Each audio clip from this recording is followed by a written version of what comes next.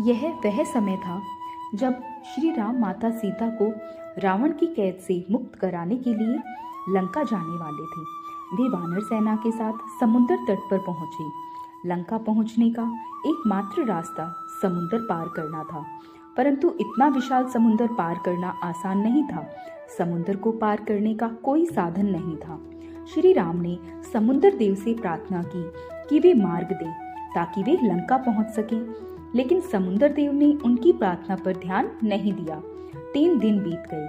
समुद्र देव के मार्ग न देने से श्री राम क्रोधित हो गए। तब श्री राम ने समुद्र को सुखा देने का निश्चय किया और अपना अग्नि अस्त्र समुद्र की ओर तान दिया। यह देखकर समुद्र देव प्रकट हुए और श्री राम से क्षमा मांगी। श्री राम अत्यंत करुणामयी थे। उन्होंने समुद्र देव को क्षमा कर दिया। समुद्र देव ने सुझाव दिया कि वानर सेना पत्थरों का पुल बनाकर लंका तक पहुंच सकती है। तब वानर सेना और हनुमान जी ने पत्थरों से पुल बनाने का निश्चय किया। सभी वानर पत्थरों पर श्री राम का नाम लिखकर उन्हें समुद्र में डालने लगे और प्रभु का नाम जपते रहे। श्री राम का नाम लिखे पत्थर तैरने लगे और कुछ ही दिनों में पुल बनकर तैयार हो गया। जब सभी वानर पुल बना रहे थे, तब एक छोटी गिलहरी यह सब देख रही थी। गिलहरी ने सोचा, श्री राम स्वयं परमेश्वर के अवतार हैं और वानर उनके लिए पुल बना रहे हैं। यह प्रभु की सेवा है, इसलिए मुझे भी इस कार्य में योगदान देना चाहिए। यह सोचकर गिलहरी ने मन ही मन श्री राम के चरणों में प्रणाम किया और सेवा में लग गई। समुद्र तट के पास रेत का ढेर था। गिलहरी अपने छोटे छोटे पंजों और पूंछ से रेत और छोटे पत्थर उठाकर समुद्र में डालने लगी। वह अपनी क्षमता के अनुसार श्री राम की सेवा कर रही थी।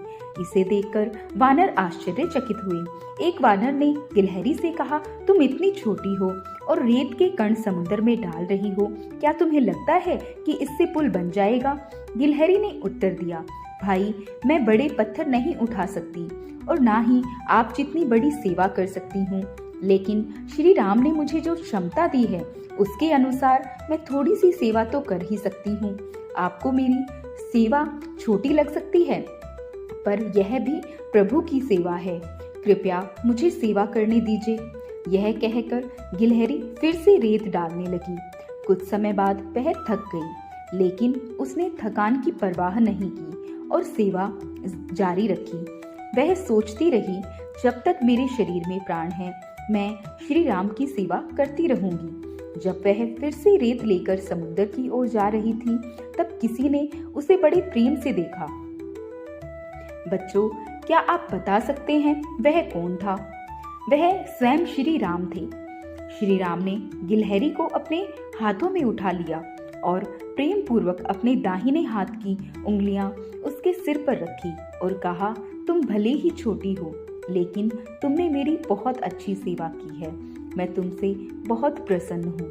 श्री राम के वचन सुनकर गिलहरी कृतज्ञता से भर गई। उसी समय श्री राम की उंगलियों के निशान गिलहरी की पीठ पर अंकित हो गए।